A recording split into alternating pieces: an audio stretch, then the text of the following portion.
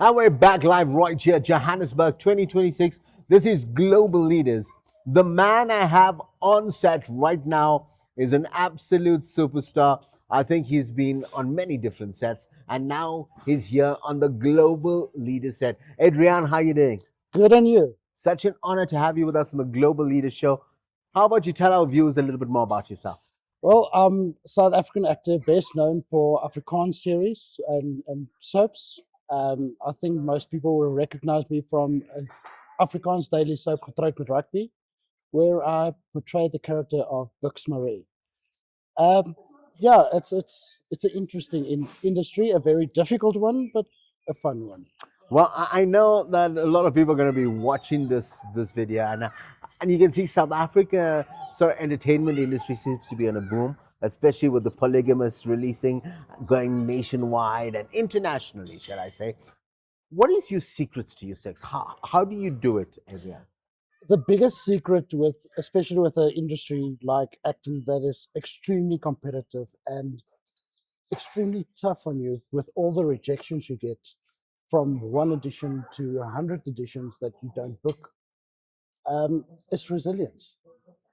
Without resilience and without consistency and without actually just showing up, you start disappearing in the crowd. And as an actor, we are born to stand out.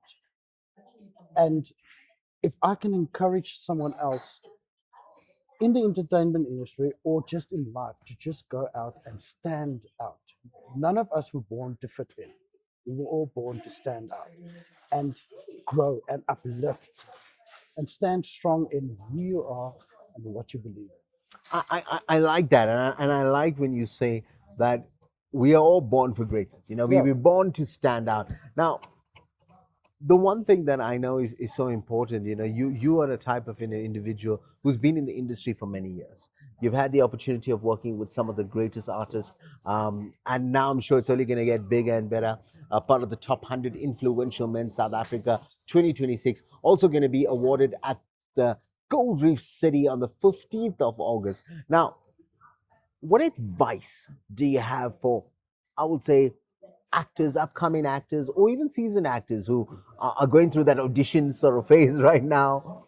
the one thing that I've learned or actually even taught myself is the moment I do an audition, it's I do the audition, and the moment I walk away, I forget about it. Because if you're gonna linger on it, and that's where it catches a lot of actors. If you're gonna linger on it, you're gonna wait for that call back, you're gonna wait for that phone call saying you got the part, and it never happens. And the longer you linger on it, the more you put yourself into depressive mode. And it's the moment you forget about it, it's as if, okay, I've done it, I walked away, it's done, and then all of a sudden you get this phone call. Oh, I actually forgot about it. So give it your everything, give it your best acting, and then forget about it. And the moment you get yourself into that energy of, listen, I'm good enough to get this, so why should I worry about it? I've done it, let it go. Those are the times that you actually start booking the roles, because your confidence, your self belief is so much better than when you sit there. Okay, I need this part. The moment you go into an audition needing the part, You lost before you you've started. lost it. The moment you go into an audition believing I can get this part and It's I a golden deserve nugget for you guys. I and love I that one. deserve this part, your energy on the audition is so much better. And that's where the important part comes in. I love that, and I'm just gonna actually add on to that because it's something my mentor actually said, and it's coming to my head right now. He said the power of letting go. The power of letting go. And it's so powerful because, and I'm glad that you mentioned, give it everything you got. Don't just let go before you started. Yeah, yeah, yeah, exactly. Don't not go It's to the audition and say nah, just let go. Then you're definitely not getting the and audition. it's there's also this thing of a lot of upcoming artists. They go into audition, they come out, they say, "Gee, I was so nervous in it." But turn the nervous energy into your power. Now, I'm going to ask you a bit of a different question before we get on to what you're working on and how can people get involved. Now, I know the Afrikaans industry in South Africa is quite big. It's done some amazing movies. It's growing. It's growing. It's growing. I It's like that. growing. It's always the people in the industry say it's growing. Now, I'm looking at getting more diversity, and sort of we'll be doing a lot of work with Netflix. We had some movies in cinema, and I'd love to see this. And I'd love to know what you guys think of this. Imagine seeing a Jonas acting with Oh, our very own Adriaan. Very interesting season. Maybe season you can give us a name for the next. for the next one. But this is what I'm looking for. I'm looking to see your top stars from the Afrikaans industry, your top stars from the African industry, the multi-language industry, all blending together. That's the big aim, especially for myself as well. Even though I'm mainly in the Afrikaans market, I try to diversify. And there's an international film that I did that went to cinemas in Zimbabwe, in Oh, Nigeria, and that was actually aimed at the African market. And it's for me to step in there. I think I was the only Afrikaans person on set, but just to step into that and bring that cultural difference into that scene and play with the other I actors. like that you're so open-minded. Yeah, no, We need to be. I think We that need to is be. phenomenal, Because and I think more actors need to be like that. at the end of the day, if you look at South Africa as a whole, the shows that is actually growing and that's actually making an impact at the moment are the shows that's got different cultures in them, Diversity, that's got different languages in them. 100%. They all grow. They're all bringing the entire nation together. And that's what we need to do. We need to bring the nation together because there's so much diversity, but we're also being pulled apart at the moment. Well, to the big M team who's watching this, our casting directors for the next project that you're working, I'm not going to say anything. I know it's all non-disclosures and all of that, but here's a man that's what you're contacting, who's very passionate about, I will say, bringing the different industries together. So, coming back to our global leaders, what are you currently working on, and how can people get involved? I'm as someone that's suffered and still going through depression myself. One of my biggest things at this moment is to advocate for men's mental health, Wow. especially because if you look at the stats, there's men account for more than 80% of suicides in South Africa and worldwide. And But we, it's not a big thing. People just like brush it under the that carpet. yeah, it's actually been to a point where, and it all comes from the whole stigma of boys don't cry, and that is something that I try to change because if we're not going to talk about it, Right. nothing's going to happen with it. And it's a passion for myself to, especially young men, because it's tough times. The economy is in it's such a state that there's a lot of men that don't get work and they get depressed and They actually do end up killing alone. themselves. And They I've feel I've alone. heard the suicide rates and mental health with men has been It's increasingly escalating. alarming. It's in, It's crazy. It's and a crazy fact for you to check out. it's a sad reality that us as men don't talk about what we're going Yeah. through. We internalize everything, and the more we internalize it, the heavier the burden gets. And it took me. I've been suffering with depression for many years, 20, 20, 30 plus years. And it took me at the age of 42 to go and seek help for the first time, to go and get professional help. And the change that I made for myself. I just want to say I salute you for sharing this because a lot of people put so much of stigma on oh, I'm not depressed, but there's nothing wrong with being It, depressed. You know that the you thing can is, it's okay not to be okay. golden nugget right there. It's okay not to It's be okay. okay not to be okay. It's perfectly And fine. it's okay to say it. It's okay to say, I'm not okay. I'm not You're coping. an absolute legend, man. And now I know why you're getting the top 100 influential award because this is the type of people you want. You know, successful people who's making a difference, but not shy to say, I've got issues. I've got.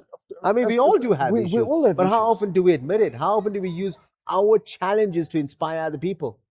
And the biggest thing around it all is to take the shame of it away. Is Exactly. simply be kind. Exactly. And Just be kind to someone else. You don't know what they're going through. You don't know what experiences they have. 100%. Why be negative to them? Why break them down? If I may ask, and sorry to cut you off there, you mentioned after 42 years you decided to take that leap of faith and go and see someone, chat to Yeah. someone. I encourage people to do this on a daily basis. Yeah. Now, is it something that you encourage people to do? Absolutely. Absolutely. I've got a brilliant psychologist that I work with, and it's So this is all part of your foundation and your initiative of yeah. helping The thing is, men's health. what Essentially. happened to me. Even though I've been struggling with depression and anxiety for most of my life, what took me to rock bottom was when my nephew passed away, and that broke me completely to a point where I didn't want to be on set. I didn't want to do auditions. I didn't want to get out of bed. And it got to the point that people around me started pulling away because they couldn't handle it anymore. They couldn't handle me not being the joy of the party, the one making The all the live jokes, wire. the live wire, the one that is there carrying everybody else's problems. Sometimes people don't notice that. They don't notice that. And the moment you start pulling back, people start noticing, but listen, What is the issue? and the thing is with depression in general, and that is also something that I want to advocate is start looking at people, start asking them, I like really asking them, Are you okay? okay? Don't just okay, no, you look fine, are you okay? But ask them truly, are you really okay? It's so deep you mentioned that. I had a friend when I was actually growing up who actually ended up committing suicide. It was my neighbor. And I think maybe that one question could have made such a big difference. It is. I've spoken to people that said that if certain people didn't come to them or didn't just out of the blue visit them, they would not be here anymore. Just a 2-minute conversation from someone. It's a responsibility each one of us has. Saves a life. So how can people contribute to this? Because I do understand we're in a world that resources are essential. And the more resources you have, the more people you can impact. How does it work? The biggest thing July that we've been through now is Men's Mental Health Month. Yeah. But the amount of social media posts and the amount of awareness that's been made about it online was hardly seen. 150%. There was Because I hardly come to seen. think about it, I think I missed it. And it's crazy. and it's strangely enough, I made just a simple post. I just took a photo of myself that I sat in a car, and I just wrote a simple message about men's mental health. Wow. And the amount of response that I got on that, Crazy. just by sharing my experience and what I've been through, the post blew up to, I think it went to over 100,000 views in one day. And just a response out of that just tells me that people out there want to hear it. And there's other posts that I've made that it's either a prayer or a sort of I think you'll be a great advocate for mental health because, a lot of times, as you mentioned, people think, is he broken or is it an issue? Yeah. And the thing is, and I mean, when somebody sees a person like you, they're like, no, he's Yeah. definitely not broken. And that's the thing is, it's apart from mental health, I'm a certified fitness trainer as well. Wow. And for myself, it's a lot of people that go into a depression or suffer from a type of depression, they sit and do nothing. They go to work, they go home, they sit. And I want to get those people to get moving.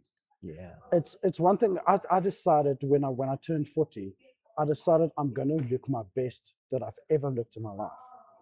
And I've gone out, even though training and going to gym wasn't an escape for me, it started not just becoming a lifestyle, but it's starting to get something where the better I look, the fitter I am, the more I can do, the easier I can go up and down stairs, the more I can lift something that's heavy, the easier I can, or quicker I can change a car tire that's flat.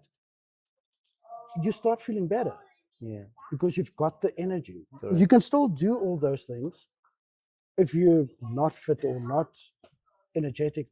But the moment you start moving, you start training, you go for walks, you go for weight training, you do cardio, go swimming, go play tennis, do some form of a sport. The endorphins out of That that makes sense. those endorphins makes you feel better. You feel fitter. You've got more energy to do other things. So why not get moving? I think that's a great first step for anybody actually experiencing any form of depression. Let's get active. Let's Yeah, get active, to get gym. get Get active, the get dopamines out kicking there, in. go do something that's fun.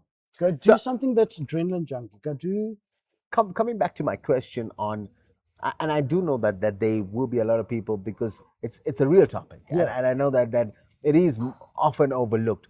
But if the people would like to contribute financially, can they contribute, or is it time that you're accepting? What is the, or how can people be part to of this me, journey with you? yeah, to me, it's not as much contributing financially.